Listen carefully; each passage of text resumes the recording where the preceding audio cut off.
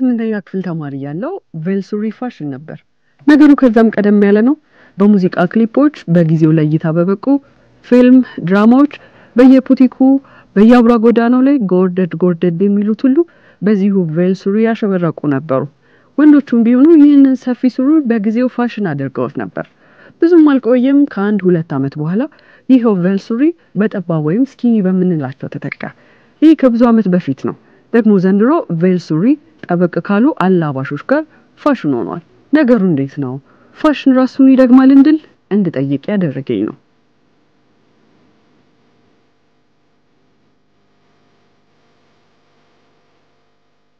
ይደግማል፣ በየወቅቱ ይደግማል፣ በተለያየ ጊዜ ማለት ነው። ሲደግም ግን ወይ ራሱን ይደግማል ወይ ተጨማሪ ነገር አድርጎ ይደግማል። ለምሳሌ በቅርቡ እንኳን ቬልሱሪ ተመልሶ መጣ መሰለኛል። እንደገና እንደ አዲስ እያየን ነው ከተማችን ላይ ገበያው ላይም አለ። ግን ሲደግም ነው ራሱን አይደለም የሚደገመው፣ ብዙ ማሻሻያዎች ተደርገውለት ከነማላበሻው ጨምሮ የተደገመው።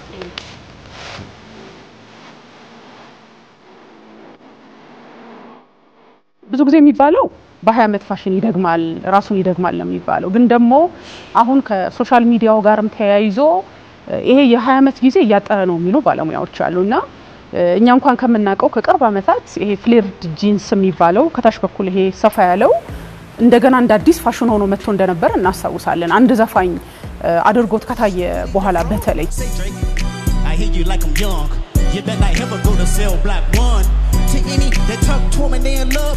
ፋሽን በጣም ራሱን ይደግማል። ይሄ በድሮ ጊዜ ካየሽ ይሄ ስኪኒ ሱሪዎች አሉ። ከዛ ሞደርን ተደርገው ደግሞ ቬልሱሪ ተደርገው መጡ። አሁን ደግሞ ይሄ መልሰው ደግሞ ኤዲት ተደርገው የሚመጡ አሉ። ብቻ በቃ የሆነ ነገር እየተስተካከለላቸው ነው የሚመጡት። የሆነ ዲዛይኑን ቀየር አድርገሽ ፋሽን ሰርክል ነው። ይሄ በድሮ ጊዜ ሲለበስ የነበረው ነገር አሁን ላይ ቆንጆ ተደርጎ ውጪዎች ወይ ሲለብሱት ይታያል ወይ ደግሞ የሆነ ሰው አንድ ዲዛይነር ኤዲት አድርጓት ያመጣትና ከዛ የሆነ ሰው ላይ ከተልታየ ተስተካከለና ይመጣል።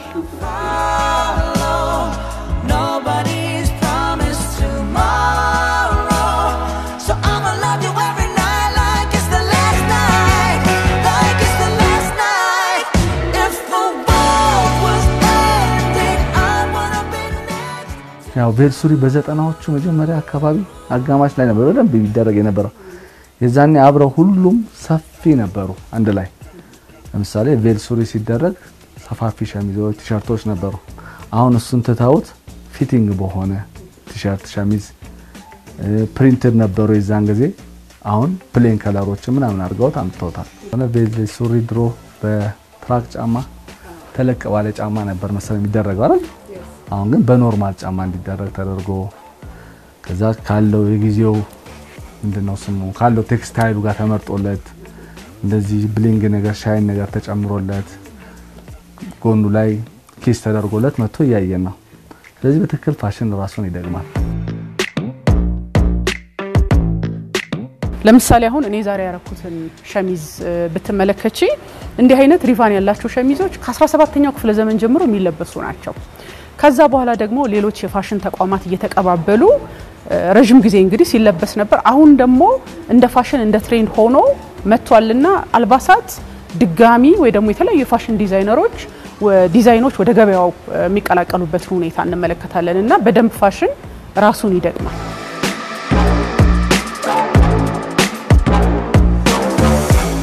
የክሪቲካል ጀምሮ ሰፊ ቬሎች አሉ አይደል? የቤተሰብ አሁን ለምሳሌ ሲስተርና ድሮ ያረጋቻቸው ልብሶች አሉ።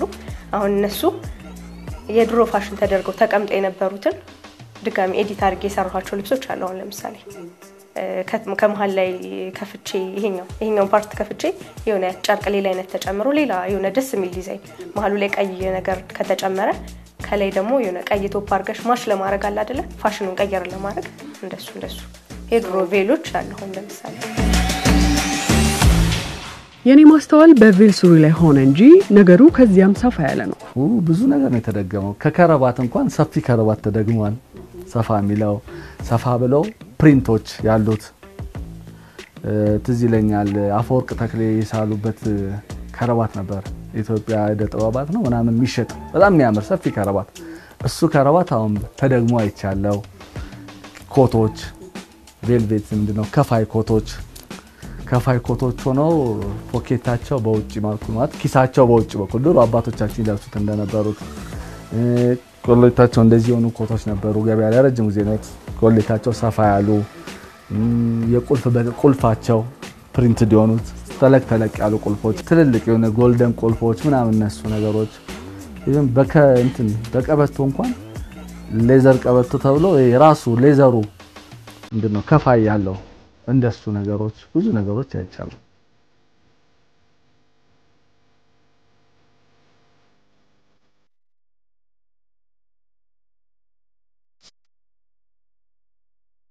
ብዙ ጊዜ ካየሽ ደግሞ የድሮ ያበሻ ልብሶች ምናምን አሉ አይደለ? እነሱ አሁን ከላይ ጥለታቸው ተደርገው በአዲስ መልኩ መጥተዋል። እሱም አለ። ይሄ ኮቶች አሉ አይደለ? በሰፊ ተደርጎ የተሰሩ መጀመሪያ ላይ ይሄ ጠበብ ተደርጎ ነበር የሚሰራው ከረጅም ዓመት በፊት ማለት ነው። አሁን ደግሞ ኤዲት ተደርጎ ይሄ ክሮፕ ቶፕ ተደርጎ የሚሰሩ አሉ አይደለ? እሱ አለ። ከዛ ቁልፍ ዲዛይን ተደርጎ ወንፊት ተደርጎ ምናምን የሚመጡ እንትኖች አሉ።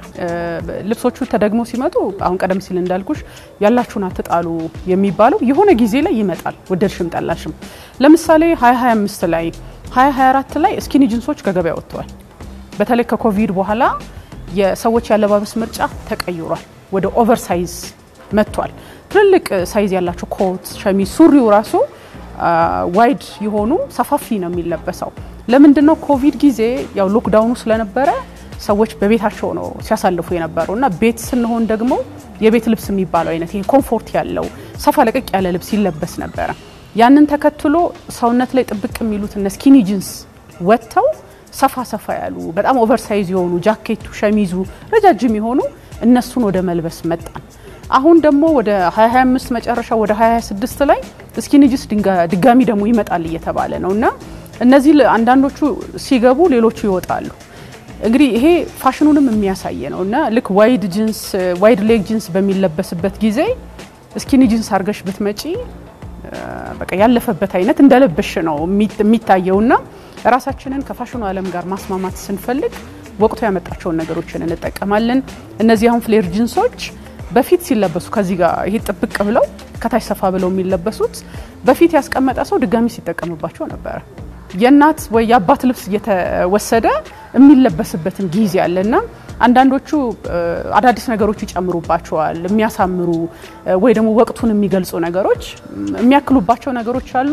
ብዙ ጊዜ ግን ስታይ ራሳቸው ተመልሶ የመምጣት አሁን ለምሳሌ ከፋይ በጣም እየተለበሰ ነው በውጭው ዓለም ይሄ ቦሆ ስታይል ከሚባለው ጋር ራሳቸው ይመጡና ወቅቱ ላይ ካለው ለምሳሌ ቅርጹ በፊት ስኪኒ ከነበረ ሰፋ ባለው ሰውነት ላይ በማይጣበቀው አድርገው የማምጣት ነገር አለ። ግን በአብዛኛው ራሳቸው ሲመጡ ብቻ የሆነ ያስተሳስረናል ካለፈው ነገር ጋርና የሚያስደስት የተለየ ስሜትን ይፈጥራል። ሰዎችም ያንን መልሰው ለመግዛት ብዙም አያመነቱም እንደምናየው ፋሽን የሚከተሉት። ሌላ ምናልባት እንግዲህ ብዙ ሰው ኳስ ያያል፣ ኳስ ይወዳል ምናምን ነገር ክለቦቹን ማስተዋወስ ከሆነ ወደ ኋላ ተመልሰው የድሮ ማሊያዎቻቸውን እያወጡ ነው። እኔ ማንቸስተር ዩናይትድ ደጋፊ ነኝ። ማንቸስተር ምርጥ ጊዜ የነበረው 1990ዎቹ ውስጥ የነበረው የማንቸስተር ማሊያ ሶስተኛ ማሊያ አርጎ አምጥቷል። አርሴናል ቆንጆ ማሊያ አውጥቷል። ሊቨርፑል ከዛሬ 15 ዓመት የነበረው ማሊያ አውጥቷል እና ከነበሩ ጋር ስታያቸው ውበታቸውም ይለያያል። ቀለማቸውም በጣም ያምራል። እያንዳንዱ ቢያዩት እንደ ደጋፊ አሁን የማንቸስተር ሶስተኛ ማሊያ፣ የአርሴናል ሁለተኛ ማሊያ፣ የሊቨርፑል ሶስተኛ ማሊያ ቢያዩት ክለቦቹ ምርጥ ጊዜ ያሳለፉበትን ከነ ከለሩ ከነ ፕሪንቱ ቆንጆ አርጓ አዲዳስ ሰርቶላቸዋል።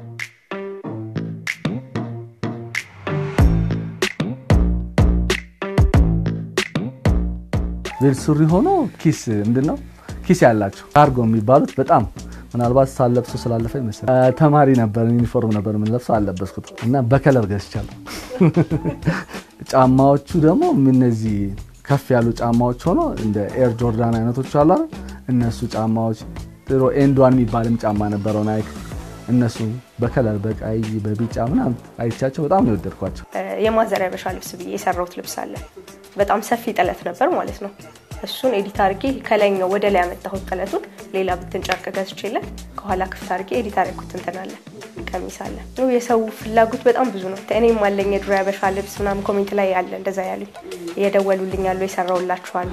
የድሮ ያበሻ ልብሳቸውን ከታች ሰፊ ከሆነ ጥለቱ አሁን ፋሽን የመጡት ይሄ ከላይ ያሉት ሙሉ ጥለቶቹን እሱን ኤዲት አድርጌ የሰራውላችሁ በጣም ብዙ ሰዎች አሉ። ፋሽን ትልቅ ጽንሰ ሐሳብ ነው። እንደ ዘርፍም የፋሽን ተቋማት፣ ዲዛይነሮች፣ ነጋዴው፣ ለባሹ ብዙ የሰው ኃይል ያዘ ፈጠራ የታከለበት ዘርፍ ነው እና እንዲህ ግዙፍ ሆኖ የመደገሙ ነገር እንዴት ነው? እኔ ታዘቡት ገበያው መሰለኝ ገበያው የሚፈልገው ወቅቱ ላይ ያለው ነገር ከዛ ያው ባክቶ ሩቲን አይደል ወደ ኋላ መመለስ መፈለግም ብዙ ሰው አዲስ ነገር ከማጣት ይመስለው ይሆናል ግን ወቅቶችም አሉ ለምሳሌ ናይክ ጆርዳን ጫማ ከዓመት በኋላ አውጥቶታል በጣም ገበያ ላይ በጣም ነው እየተሸጠላቸው ያለው በሚያማምሩ ከለሮችም አድርገው ያንን ጊዜውን ወቅቱን ጥሩን ጊዜ ማስተዋወስ ነገር ይመስለኛል ሲደገም አንዱ ፋሽን የሚደገምበት ምክንያት ወደ ኋላ ስለሚወስደን ጥሩ ትዝታዎችን ስለሚያመጣ ሁለተኛው ደግሞ የሶሻል ሚዲያ ተጽዕኖ አለው አሁን ላይ ይሄ የሶሻል ሚዲያ ተጽዕኖ ልክ አንደኛው ትውልድ በሆነ አይነት የፋሽን ጊዜ ላይ ኦብሰስድ ይሆንና ይመጣል አሁን ለምሳሌ 2025 ላይ ቦሆ ትሬንድ የሚባል መጥቷል ይሄ የሆነ ወቅት ላይ ከነበሩ ድምጻውያን ጋር ከነበረ የፋሽን ስታይል ጋር ተያይዞ የመጣ ያለ ነውና የሶሻል ሚዲያው ተጽዕኖ አለ ከዛ ባሻገር ደግሞ ይሄ የፋሽኑ ዓለም በጣም ፈጣን ነው አዳዲስ ልብሶች ዲዛይኖች ይወጡና ደሞ ሌላ የሚተካካበት ሂደት በጣም ፈጣን ነው ከሆነ ጊዜ በኋላ በተለይ ከኮቪድ በኋላ ሰው ኮምፎርት የሌለውን ጫማ እንኳን ማረግ ተቷል አገረው ጫማዎች ኮምፕሊት ተቀይሯል ሶላቸው ወደ ቡሽነት ይሄ ኮምፎርት ወዳለው ጫማነት ሳይዝ ለምሳሌ በኔ በተጠይቅኝ እኔ ሁሌ ማለት ልክ የሆነ ነገር ፈልግ ነበር ከዛ በኋላ ግን አልፈለኩም እሺ ትንሽ የሚያዝናናኝ ነገር ሳይዞቹን በአንድ ሳይዝ መጨመር ነገርና የምርም ልብስ በሰፋሽ ቁጥር ኮምፎርት በደንብ ይሰጣል በደንብ ልዩነት አለው ከጫማ በተጀምሪ ማለት ነው ከዛ ሌላ ያሽ ተቀጥያለሽ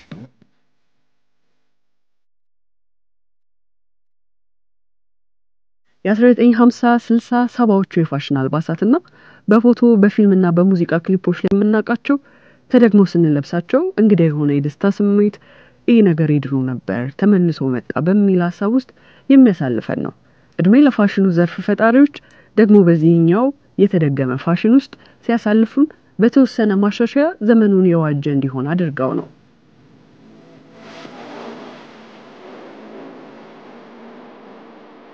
አሁን ፍሌር ጂንስ የሚባለው ከዚህ ጥብቅ ብሎ ከታች ሰፋ የሚለው ሴቶች አንዳንዴም ወንዶች የሚለብሱት ስታይል ነበርና አሜሪካ ውስጥ ሱፐር ቦል በሚባለው በጣም የታወቀ ውድድር ነው በዛ ሃፍ ታይም ላይ ኬንድሪክ ላማር የሚባለው ዘፋኝ ከለበሰው በኋላ በቃ እንዳለ ሶሻል ሚዲያውን ያጥለቀለቀ የዛ ሱሪ ፍላጎት በጣም የጨመረበት ነበርና አለኝ እኔ ሱሪ አለብስኩትም በርግጥ ግን በጣም ብዙ ሰው ሲፈልገው የነበረ መሆኑ በጣም ያስገርመኛል በእኛም ሀገር ለምሳሌ በተለይ በፋሽኑ ዓለም የታዋቂ ሰዎች ተጽዕኖ ከፍ ያለ ነው አልባሳቱንም ያስተዋውቃሉ በሰው ዘንድም ያለው ቫልዩ ምን ያህል ነው የሚለው ነገር እነሱ ይወስናሉ ለምን ብዙ ሰው ስለሚከተላቸውና በእኛም ሀገር ስታይ ባንድ ወቅት ይሆን አካባቢ ላይ ይለበሱ የነበሩ ልብሶች ልክ የመዘነጫ ሆነው የሚወጡበት ብዙ ሰው የሚለብስበትን ጊዜ አለ ለዘመናት ሲለበሱ ቆይተው እንደ ፋሽን ሆነው የሚለበሱበት ጊዜ አለ ለምሳሌ ነገር ይሄ የላስቲኩ ጫማ ልትይትቻለሽ እንደገና አሁን ነጎሳይ እና ኤፍሬም ታምሩ አንድ ላይ ባላገሩ የሚለው ላይ የሰሩት እንደ መዘነጫ ሆነው ሲለበሱ ነበር ከታዋቂ ሰዎች ተጽዕኖ ጋርም ፋሽኑ ተመልሶ ለመምጣቱ ምክንያት የሚሆኑበት አጋጣሚም አለ እላያቸው ላይ ፔንት እየተጨመረ ነው ስዕሎች ምናምን አሉ አይደለ እንደሱ እየተደረጉና በመሃል ይሄኛው ክፍት ምናምን አለ እሱ ላይ ቁልፍ ክር ምናምን እየተደረገ አዲስ ተደርገው የመጡ ነው ለኢንዱስትሪው አንደኛ አዲስ ነገር ያው ከለሮች ነበሩ ረጅም ጊዜ የነበሩት ስታይል ቆይቶ ነው የሚደገመው በነገሮች ላይ ቆይቶ ከለሮች ናቸው ቶሎ የሚቀያየሩት ስታይል ግን ሲሆን በደንብ በቃ ሰው አዲስ ነገርም ከመፈለግም አንፃር ለአንዳንድ ሰዎችም ይሄ ጠበብ ያለ ሱሪ ረጅም ጊዜ የተለያየ አስተያየት የሚሰጥበትም ስለነበረ ሰው እንደ ቴስቱም አሁን ልከኛ ሆነው መጥተዋል